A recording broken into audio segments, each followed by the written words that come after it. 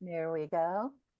And I want to say welcome to the fifth annual Birdability Week and to the Birding with Captains panel. This is a panel of a number of our birdability captains who have, and founder Virginia Rose, who have agreed to tell us what makes birding accessible to them tonight.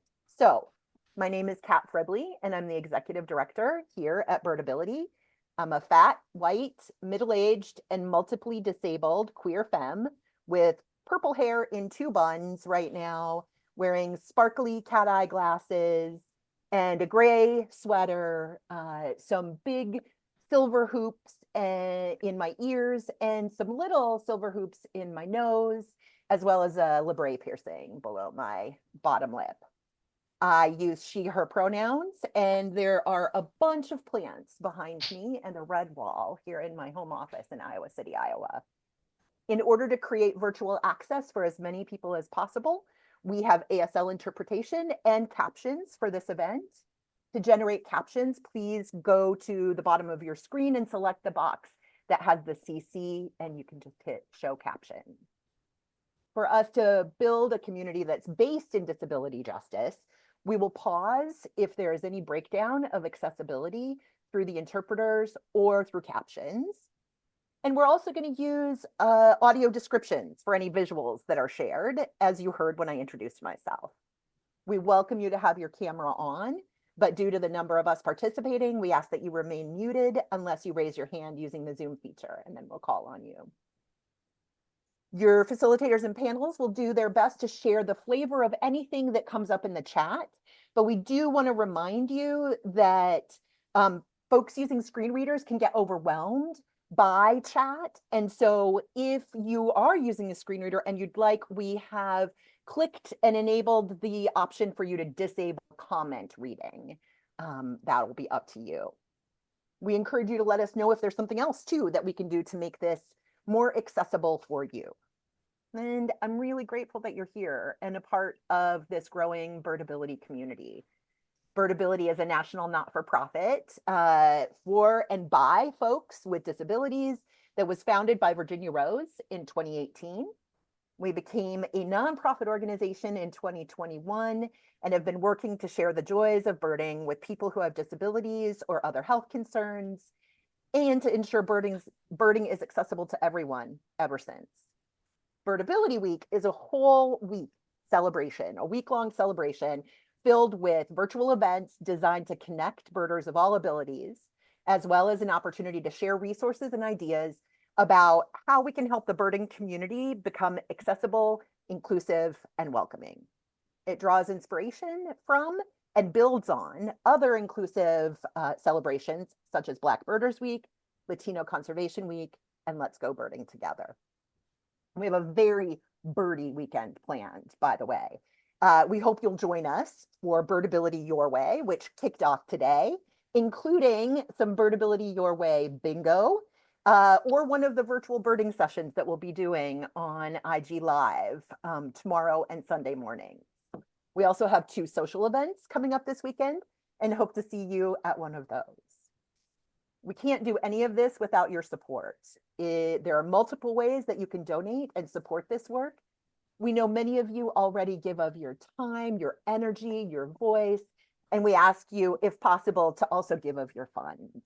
And Taylor is going to drop some links into the chat, because you can give via PayPal, you can give at our website, or you can write us a good old-fashioned check. I'm all good with that as well, and we'll be happy to receive those at the address that's on the donate link on our website. I also just need to say thank you to some folks. Birdability Captains, those who are on this call and those who aren't, are the folks who really do the work of this organization. And we all work together to create Birdability Week this year. And I can't thank them enough for everything that they do. I want to also thank our sponsors, especially our primary bald eagle sponsor, the Christopher and Dana Reeve Foundation, who have made so much possible this Birdability Week, including ASL access. I want to say thank you to Pro Bono ASL for providing ASL interpreters for this event. And I want to tell you that our board is made up of some of the most amazing and engaged advocates for access. And I feel really lucky to get to work with them. One of them is going to share, well, one of them being Taylor, hi Taylor, is going to share a little bit about how you could become a part of the leadership of this organization if that's something that sounds of interest to you. Hi, I'm Taylor. I use she, her pronouns. I am a 38-year-old white woman with curly red hair up in a bun, brown glasses, and my background is a white slide with the Birdability logo and a beautiful diagonal blue stripe filled with flying birds. So, as Kat mentioned, I am a member of the Birdability Board of Directors, and I have to say it's an incredible small team of people, and I genuinely mean it when I say that they've become my friends. Um, and we are looking to expand and enhance the team. So, you're all about to experience this Birdability Week event. And it's through the outstanding work of our executive director, Kat, and also our captains that this week is happening, of course. But the board also plays a supportive and guiding role. So if by the end of this program you're feeling energized, which I hope that you are, and like you want to contribute to this work in a guiding way, our board is accepting applications through December 1st, or you can always reach out to me personally anytime to chat about it. I am happy to do so. Thank you all so much. Taylor, for doing that. I am really excited. So I think we should just get into it. And with that, I'm going to call on folks in the order I can see on my screen, our amazing Birdability captains who are joining us tonight, and ask you all to share a little bit about your birding journey as a way to introduce yourselves. How did you get interested about birding? What's kept you passionate about it? And Kalina, you are the lucky one who is first in my order. So I'm going to start with you, if you would. All right. Hi, everyone. I'm Kalina. Brief visual description. I'm a mid-20s white non-binary person with short shaved hair and thin half-rim glasses. I'm wearing a shirt with lots of corvids on it. So I've been a lifelong fan of birds. I grew up with parrots from when I was like a baby until I left the house. But I didn't actually become a birder until the summer of 2018 when I took a field ornithology class, and just fell in love with the hobby and with identifying wild birds. I was very lucky that I did all of this up in northern Minnesota where tons of our warblers breed. So it's just a wonderful experience. And I think the love of the birds definitely keeps me passionate about this. They're my special interest. They're my everything. So yeah, I think that's really it for me. I love that. And Kalina, it's like sometimes when people say things like they're my everything, I'm like, oh my gosh, how many of us on here would say that? So many of us. Like, Gary, I'm gonna go to you. You are next in line. Hi, everyone. My name is Gary Herritz. I'm a 43-year-old white male, he, him pronouns. My background is a virtual background. There's some blue sky with many dead branches, and over my right shoulder, there is a perched gray hawk. I'm wearing a dark green hoodie with a gray hat with white letters spelling out birdability that is covering up my baldness. The way that I've been into nature my entire life, and the natural progression brought me to photography and to birds. And with that, I was fortunate to photograph a banded least tern, which the biologist from Audubon got in contact with me, and that just blew the doors open. And birds also became my special interest, hyper focus, I would even say. I am nomadic. I travel around the country. Most nights are inside of my vehicle. So it gives me a really unique opportunity to explore some places that I would never otherwise be able to do so. Thank you, Gary. And if you haven't, there's some really great dispatches from the road by Gary that are on our blog at our website. And we also have some captain spotlights, including one of Kalina. So you can get more information there. Kara, you're next on my screen.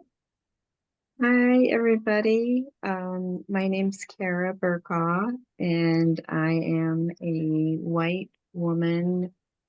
My pronouns are she, her, and I am in my late 40s. I am wearing a blue shirt that has Birdability on it, and I am sitting in my room with all of my books. So my background has a probably pathological number of books behind me.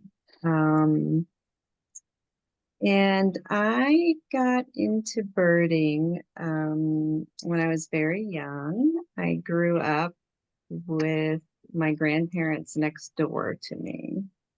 And my grandfather was an artist, and he did photography of birds to be able to sculpt and paint them. And so I would go with him as he took photos of birds. And then I would sit with him as he was sculpting and painting. And I learned all of the different names of the birds and all of the anatomy and the feathers and how to do the feathers and the feather structures and all of that from him. And it just kind of evolved from there, just sitting and watching all of the birds and the feeders and, watching him take the photos and watching them ever since. What a beautiful story. What a beautiful lineage of birds in your family. Virginia, you are next in my Thank you. lineup. Thank you, Kat. And thank you, everybody, for being here. My name is Virginia Rose, and I am a 65-year-old, very petite, white cisgender female. I use a manual wheelchair after a horse riding accident 51 years ago. And I have a white wall behind me with a couple of closed closets. And I wanted to tell you just a bit about my birding journey. I did not start birding until I was 44. And I'm not sure why it took me so long to find the greatest happiness of my life, but it did. I attended very impulsively a seminar that Travis Audubon was holding in Austin, and I just drove in there by myself and fell in love in 3 hours, and that was kind of it. I like to tell the story of when I left that seminar.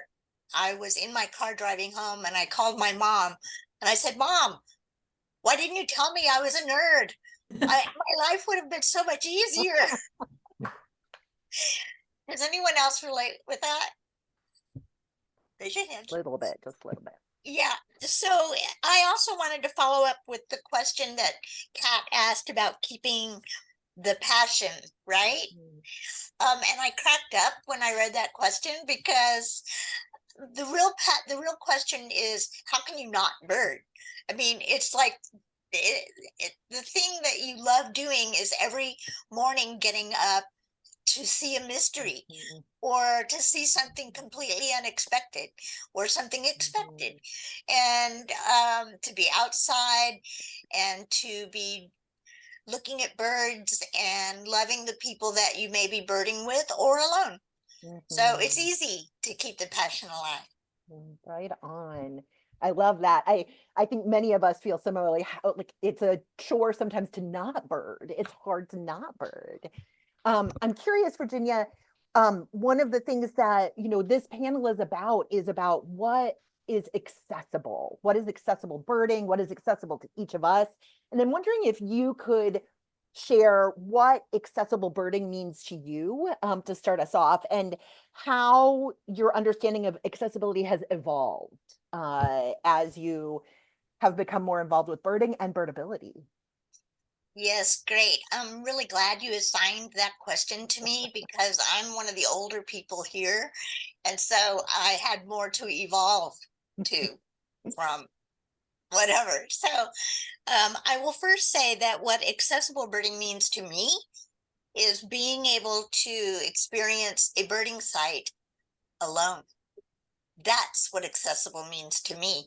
And I think for years and years, walking people believed that if someone could push you around the site or heft you up a step or keep you from sliding into a corner, that that meant it was accessible.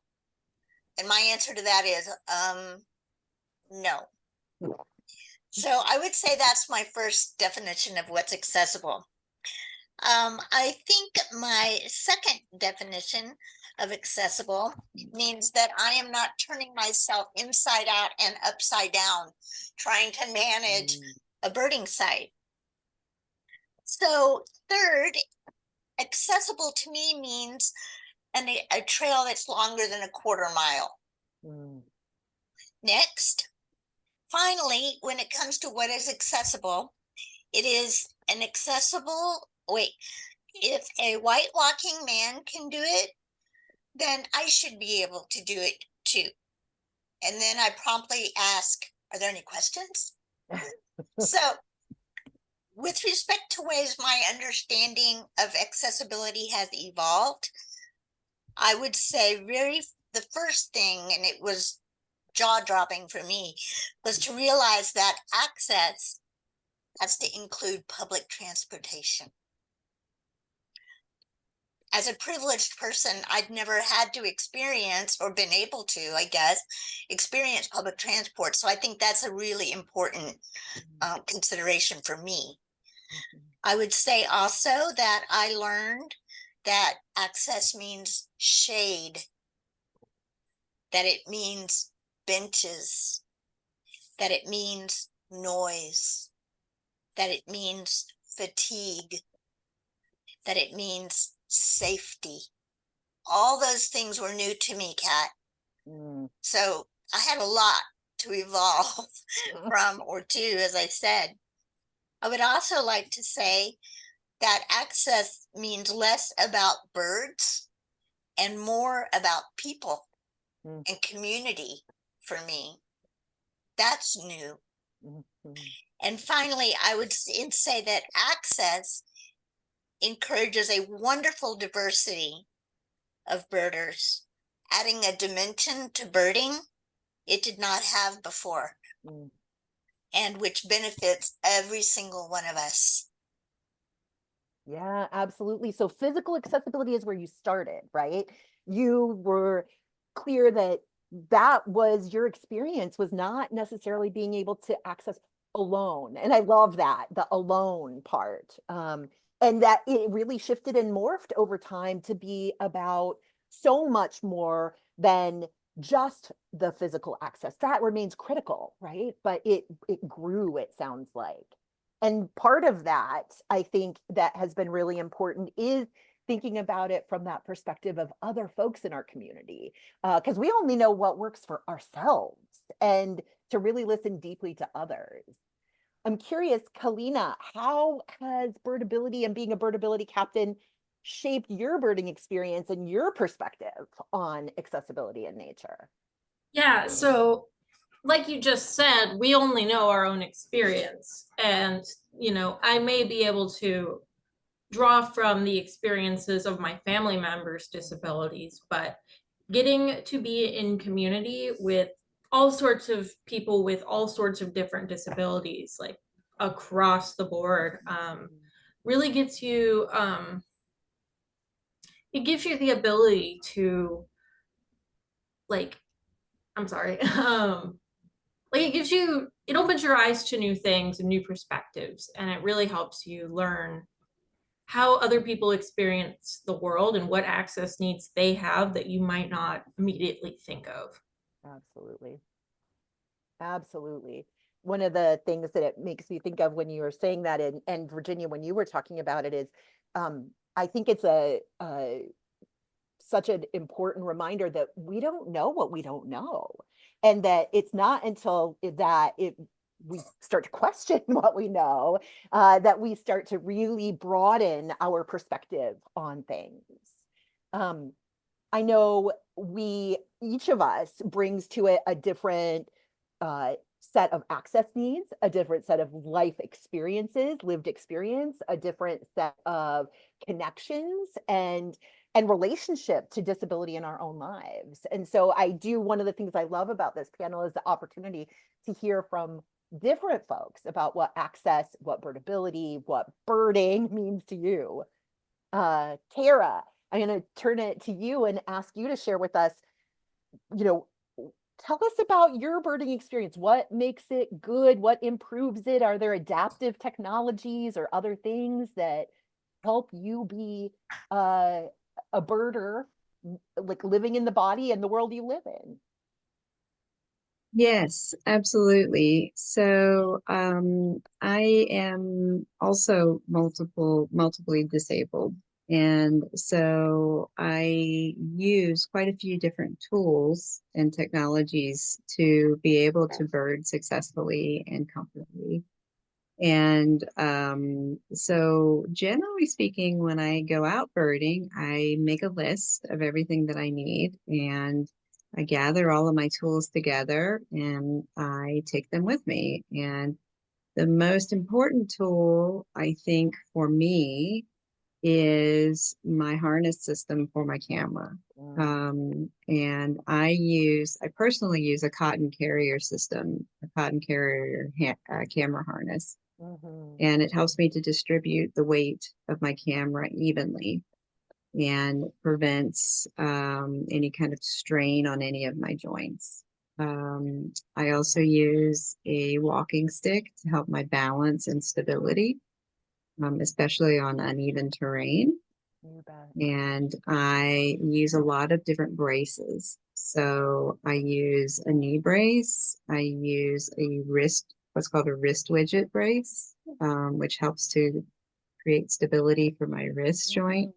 And I have also started using a back brace as well, which helps to create core stability. And then I think what's important for everyone, not just myself, when you are out birding, is to take lots of water and electrolytes. And it's important for me, but because of some of my health issues, but I also think it's important for everybody to have lots of water and electrolytes with you. So those are some of the tools that I use. I really appreciate that, Kara, that reminder too, because one of the things that I think is a flip in the framing of access sometimes is a reminder everyone, whether you have a disability or not, has access needs. You have things that you need to be able to function in an environment that you're in, whatever that is. It might be shade, was one of the things Virginia, talked about. That is not solely for folks with disabilities, right? That is a much larger kind of need. Water, again, all of us need water. And so it's a really interesting thing to try to remember, this piece that is everyone has access needs. It's just that folks with disabilities, our access needs are often thought of as extra or more, or aren't built into the fabric, right, of our world. So I really appreciate you saying that.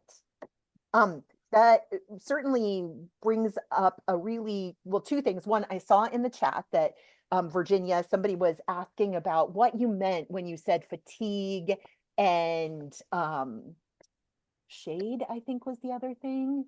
Oh, noise, access, when you talked about access, meaning noise and fatigue.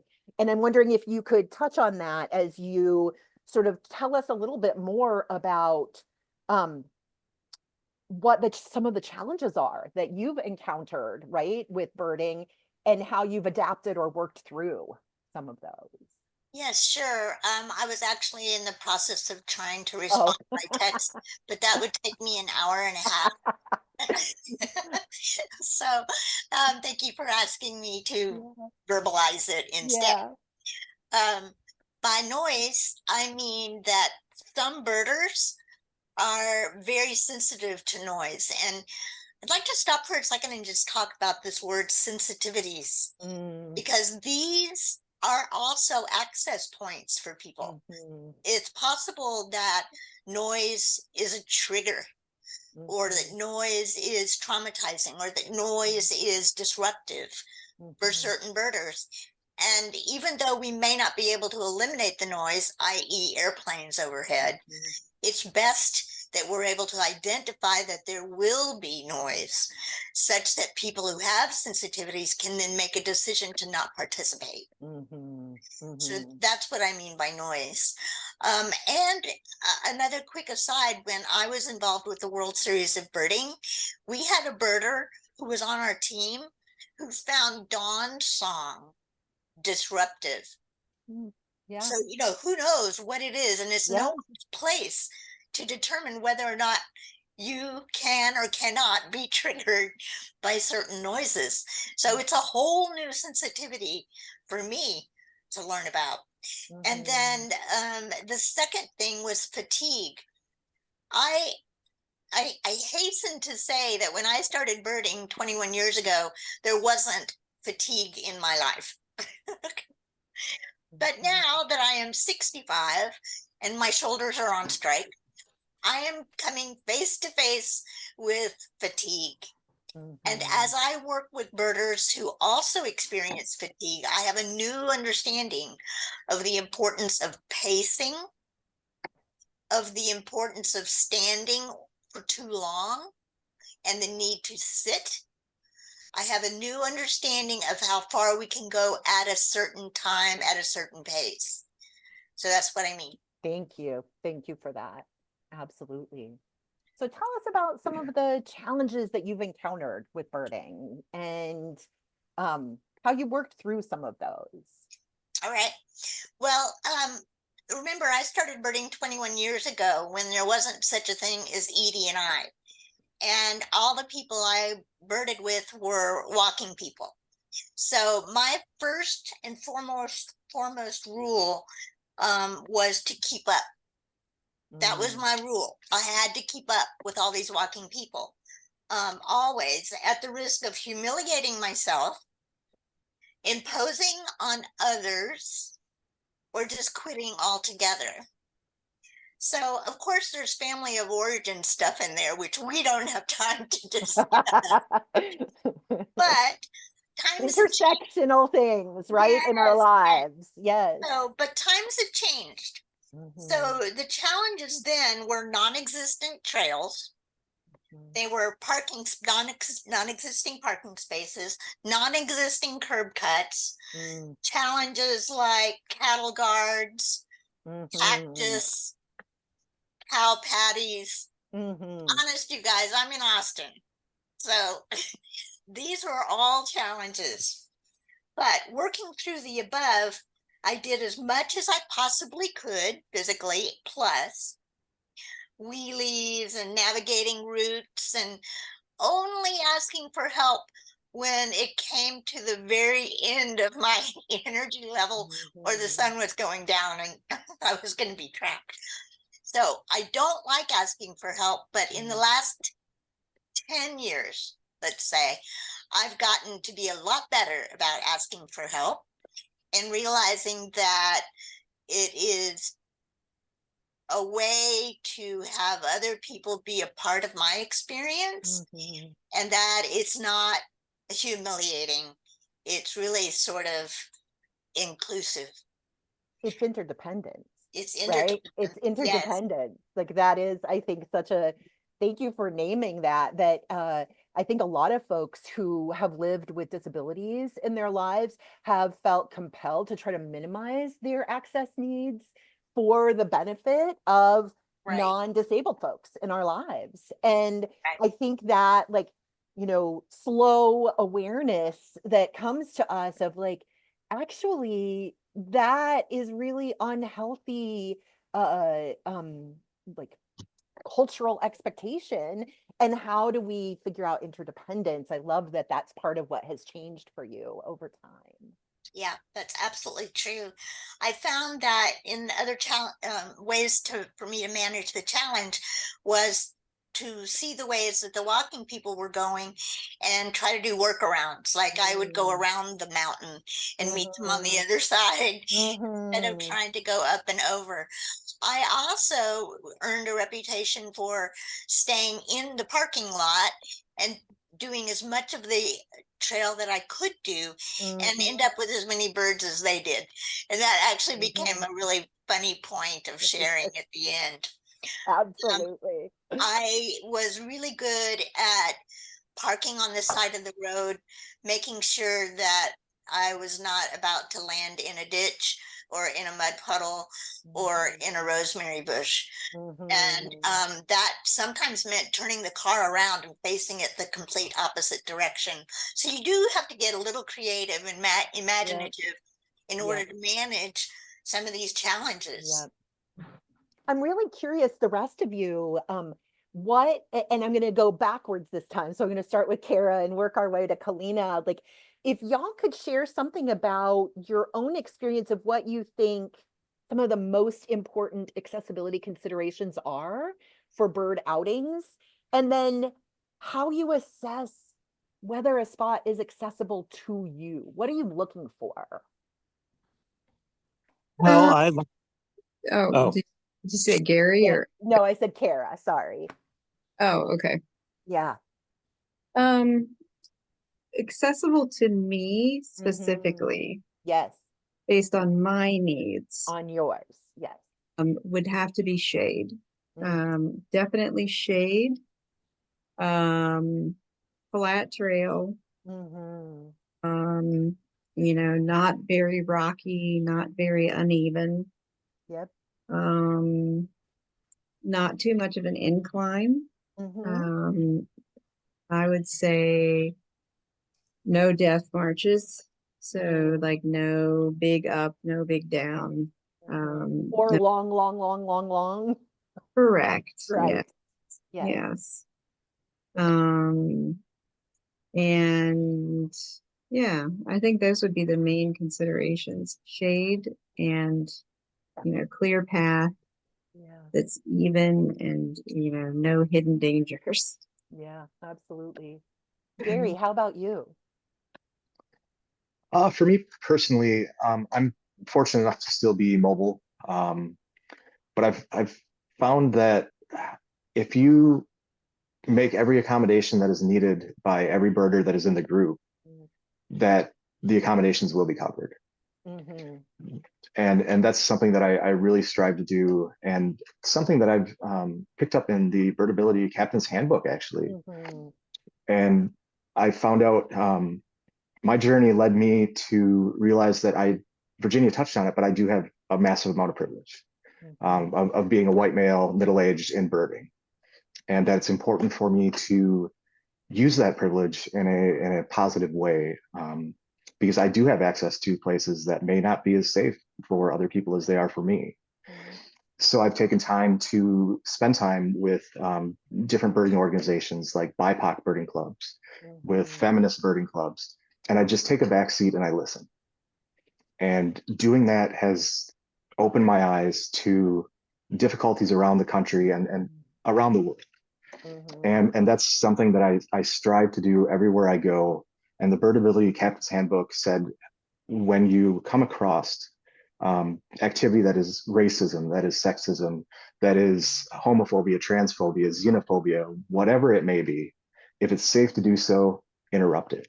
Mm-hmm. And the thing that I would ask everyone, if it's safe to do so, but especially people who look like me, is interrupt it.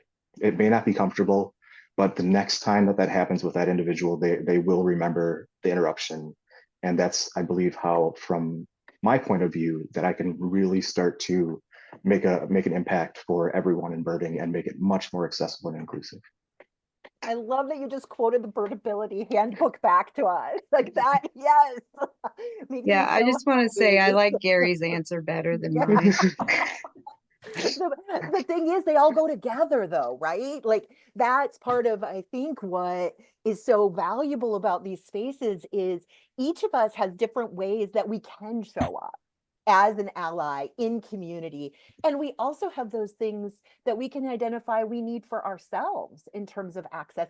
And when we ask for them, that creates access for others too, which I think is what you were saying, Gary, right? Like at the beginning, the more we recognize that in being able to talk about these things, we create community that expects, let's check in about access.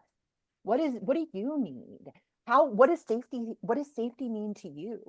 And I think that is such a crucial piece of it. And I really appreciate that. Kalina, how about you? Pieces Me? you want to share? Yeah. Sure. So in terms of when I'm planning an outing, I would say the time of day is really, really important. Especially if you or someone in the group has like different needs where they need to take their medication and get woken up in the morning and get going, because not everybody can just hop out of bed at 5 in the morning and just get birding.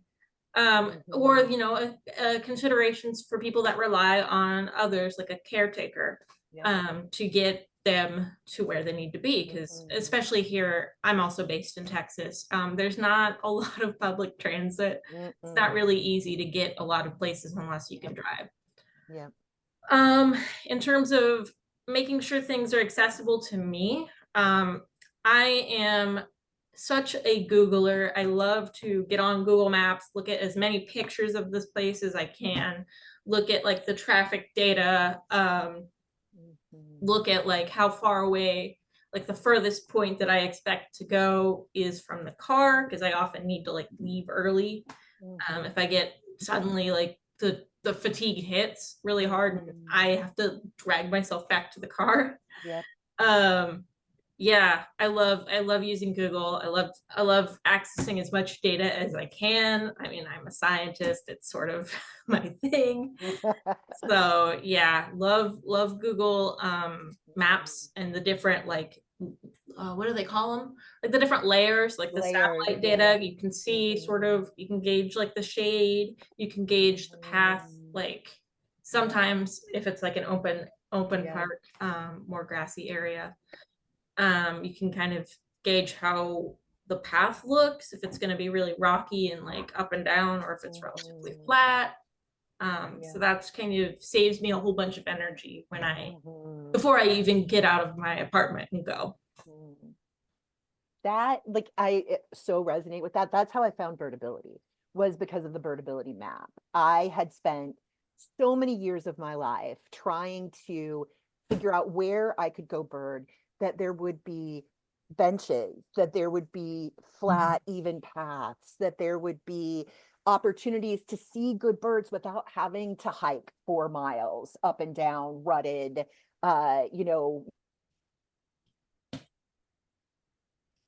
mountainy kind of feeling terrain. And so that really resonates for me, because I think, one of the things that hasn't been explicitly said, but you were saying, is information. We need information to make something accessible to us often, right? Like, how loud is it? How shady is it, Kara? How flat is it, Virginia? How all of those pieces are so crucial. And that's how I found my way to Birdability, was looking up those kinds of things and finding them in part at the Birdability map. So grateful for that. I'm really curious, you all, we're going to make it nowhere near all of our questions. Of course, that happens every time. I say this on every one. And I'm going to skip down a little bit. And I'm going to ask you all to talk about community, because I think that this is such a crucial piece of access and such a crucial piece of being a birder with a disability. And so I'm curious, Kalina, I'll start again with you and we'll work our way back for some other questions, but talk to me about what role community plays in your birding experience, and what you're hopeful about in terms of how community makes things inclusive and accessible. Sure.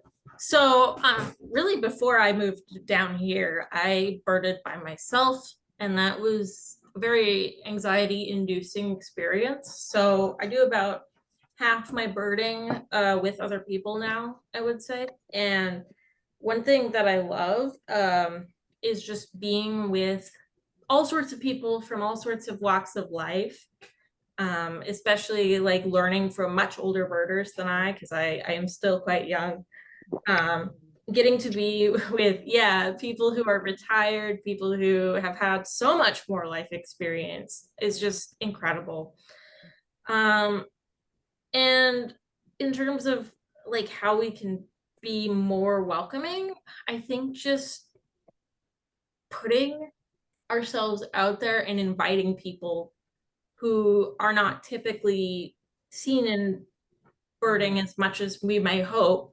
So like disabled birders, women, and transgender people, people of color, like reaching out to these groups and inviting them, like having an open hand and saying, you are welcome here is like the best thing I think we can do. In that intentional inclusivity, right? The like figuring out how we make sure we all know we mean each other when we say birders. Yeah, I love that. Other pieces of that that you want to share, or shall we ask Kara to share a little bit about impactful experiences birding with other disabled birders? Go on ahead. All right. I'm recognizing like that really we need 3 to 6 hours for this panel to at minimum to like really dig into some of the fabulous pieces of what it means, right, to be a birder with a disability and create access. But Kara, I'm wondering if you can tell us a little bit about impactful experiences that you've had with other disabled birders. So honestly, it's hard to come up with just one to talk about for this, because I have had so many really amazing experiences of birding with disabled birders. So, I thought of a lot of examples. One example was I went birding with a group of birders, and every single member of the group was hearing impaired except for me. And that was very interesting because usually, well, I used to feel like I was, the disabled person in the group among, other birders who were not disabled.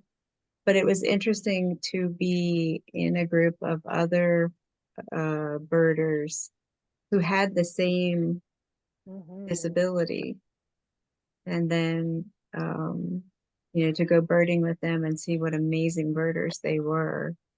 And it was very much a learning experience for me in terms of adapting their birding. And it was really, really, really fun. And then there have been other times where I've been birding with other folks who have mobility issues like me. And it has provided a wonderful sense of community. And just knowing that birding is possible with other folks who have mobility issues, and that you have this sense of community and belonging with other disabled birders that you don't necessarily get from birding with non-disabled birds. And that's it makes a difference to have that community. It removes the, will I be able to keep up? Will I be able to, am I going to have to like overextend myself? Virginia, back in the day when you were talking about that, like that feels very familiar to me. Gary, what do you wish people knew more about in terms of about birding as a disabled person or accessible birding in general? That we can bird just like anyone else. Yeah. That especially my autism allows me to just go out there and just super hyper focus on these birds and finding these birds. Mhm. Yeah, I just want people to know that there's a safe space here, right? Mhm. Like we're working on it. We're working on it really, really hard. And I would just encourage you, if it doesn't matter if it's a virtual feeder, if it's your backyard feeder, or wherever you're going, just get out and bird. It's Mhm. helped me out so much. And I should just point out general anxiety disorder. Obviously, I mean, look at me, I'm almost shaking down here. But I've Thank you also for had being a here anyway. yeah. Yeah. I wouldn't miss it. I wouldn't miss it. Mhm. But I just, if you're interested at all, come and join. Find something in your area, send a DM, anything. Just get started because I promise you it is safe here, and we'll do everything we can to make sure that it's accessible and inclusive. Absolutely. I love that. I love that. I'm really curious as we sort of keep moving through this. One of the questions that I have for you all, and I'm going to start with Virginia on this one and then go back. What's been your favorite birding moment or sighting? And how did accessibility play a role in making that moment possible? Because I'm a big believer that we should talk about joy too, as disabled birders. There's a lot of disabled joy in this space. And so will you share some of that with us, Virginia? Oh, sure. And this is easy for me. You hear me often say that I feel like I found my best self birding and that I came face to face with that person. And I know exactly where I was and when it happened. And I was in the big thicket in Houston, which is this beautiful, huge eastern Texas forest. Kalina, I see you smiling. Do you know it? Yeah. Anyway, we were there during the height of migration, and I was there with a bunch of walking people. And so they took off on their 4 mile hike, and I was on a bridge that's very near the entrance. And there was nobody else around. It was maybe 7 in the morning. And I could not hear myself speak because of the bird song.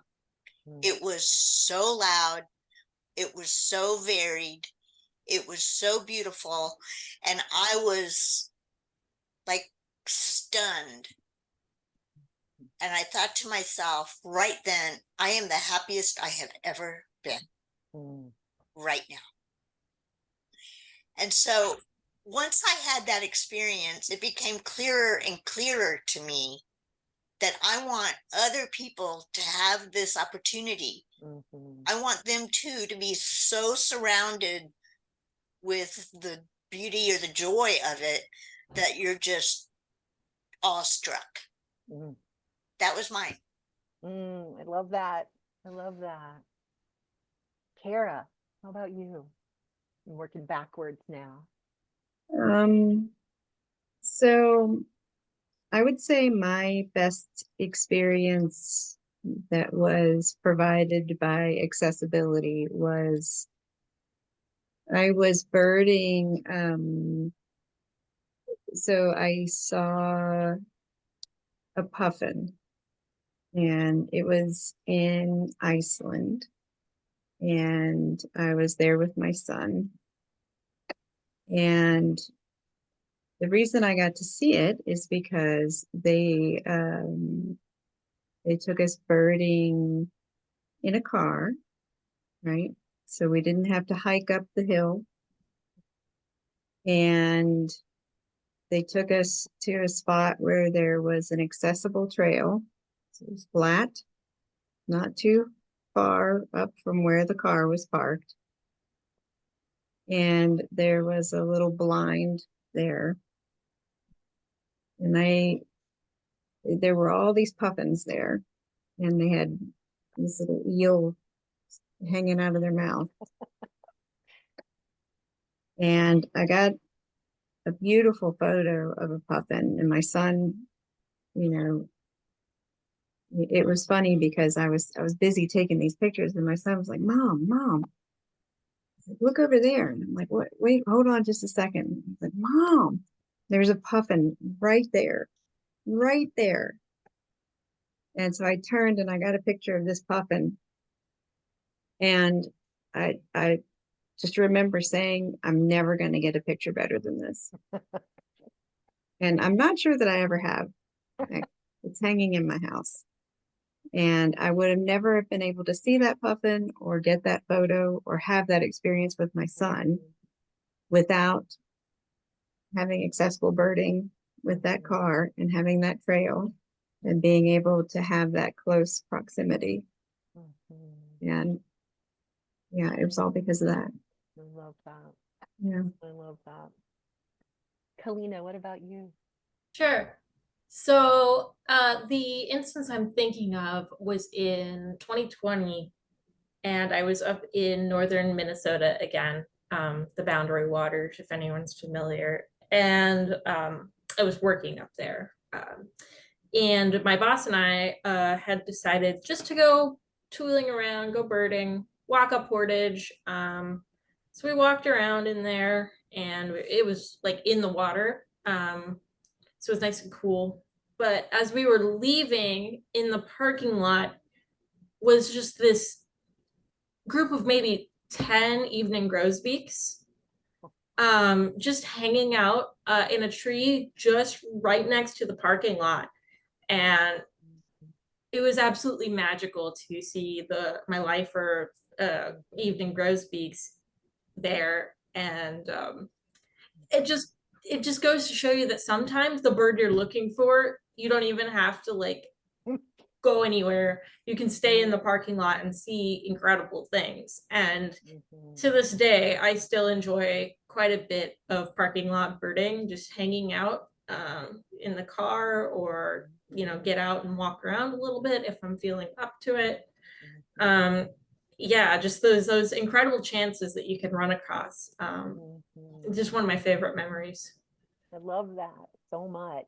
I want to share one thing, like, because I thought about this question myself as I was writing it. And at the time, my answer was like the thing that I had done the day before. And then tonight, when I was reading the question again, I was like, oh, and now it's the event that I did on Sunday with, that was mindful slow birding, where literally we crutched and rolled and walked up a tiny path and looked up, and there were 3 American white pelicans, like just this far from us in Iowa, hanging out, giving us the show of our lives. Like, and all we had to do was pay attention. All we had to do was notice. And that just felt like such a thing. Like, I feel like every time I go birding, there's one of those moments of just such deep joy. And yeah, Gary, please tell us yours. I definitely had the same experience. I changed mine. Yeah. I was going to talk about the crane hawk, but I'm going to talk about a fallout that happened on coastal Mississippi. And without going into too much depth, I'm not going to mention all the species because ASL interpreters will just, hands will start on fire. Lots of birds. Right. So I had friends with a bunch of nerds down there, and we would get calls from the Yucatan Peninsula when flights were leaving. And then we would sit down and we would look at maps and winds that were coming across the Gulf. So we had it down to about a 1.5 to 2 hour window. And if there were a storm that was coming on the coast during that window, we would set up on like 10-mile intervals across the coast. And I had picked a cemetery, this old, beautiful cemetery that had live oak trees all over. And the rain was coming down. I couldn't have any of my camera gear, and that was fine. And all of a sudden, I see birds starting to land in the trees. And then the trees started getting full, and it was raining warblers and tanagers and buntings right at my feet to just get to that fresh water. It was the first fresh water they had seen since they left the Yucatan Peninsula. And I had a summer tanager land on the bill of my hat and start fly catching off my hat. And she was so tired, she just didn't care. And if it was magical, and it was an area that anyone could go to, it was public, and it was something I'll never forget. Oh, that's awesome. What a great story. And I have to say, that's the story we're going to kind of get to end with today because we need to save a couple of minutes to give away some prizes, which is just such an exciting thing. Before we do that, in 1 minute, starting with Gary, and then literally one or a couple of words each, what's one piece of advice that you would offer folks who are new to birding or have concerns about accessibility or both? I understand it can be anxiety inducing, it can be frightening, it can be intimidating.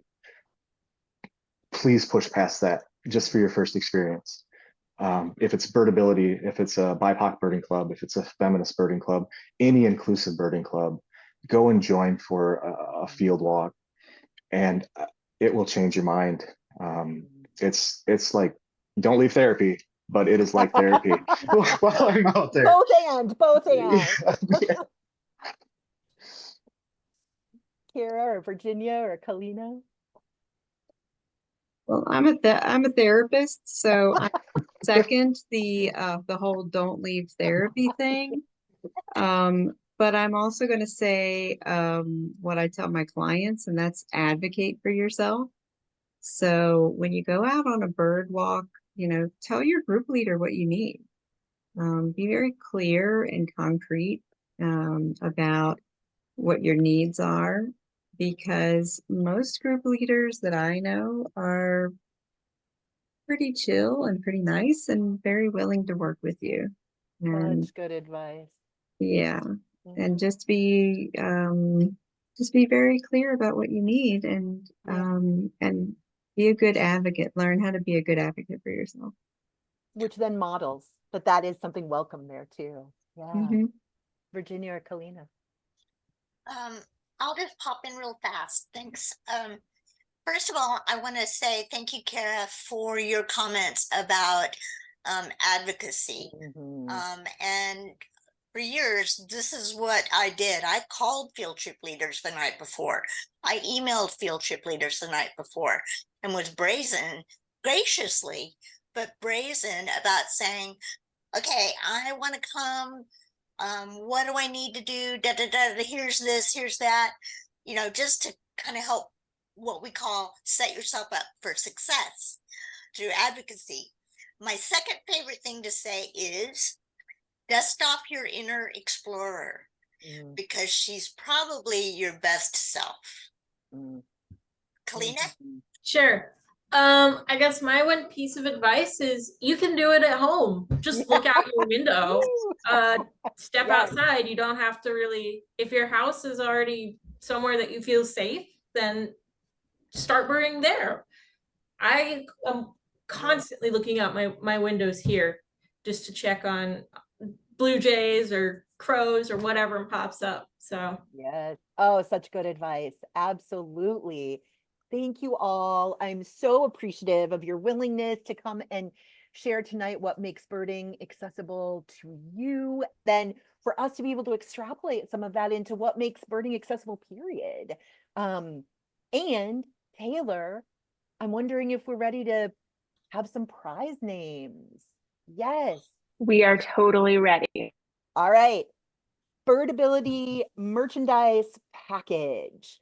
T-shirt or hat, stickers, patch. Who's it going to? Congratulations to Mari. You are our winner of this Mari. Birdability merch. Woohoo! Congratulations, Mari. Thank you. Awesome. How about, oh, this is such a good one for anyone who loves to learn about birds. We have a Hawkwatch International merchandise package that is a raptor identification guide. That is a beautiful fat identification guide and some gorgeous new bumper stickers from Hawkwatch International. Who's that going to, Taylor? Congratulations to Rebecca G. I am jealous, Rebecca G. This is awesome. Yay! Congratulations, Rebecca. All right. And then wrapping it up tonight, we have a pair of Kowa binoculars. to brand new in the box to give away. Who is going to get, and I didn't write down the model, but they're nice ones. Who's going to get some really lovely Kawa binoculars? I hope I'm saying this right when I say congratulations to Michelle Burnett. Michelle, woohoo! Congratulations. Yay! You all, this has been a delight. Thank you all for being here for the last of our panels during Birdability Week. This is the wrap-up panel, and now it's all fun and games. So please get out there, bird your little heart out in whatever way feels good to you and for you. If you are interested, there are more than 40 different Birdability events that are on Birdability Week events on our website that are happening this weekend for the Birdability Your Way weekend. And if you are planning on it, we'll see you at either the photography contest announcing and social tomorrow, or perhaps at the Sparkbird social and Birdability Week wrap up on Sunday. Maybe both. And if so, terrific. We can't wait. Thank you all so much for being here. Bye all.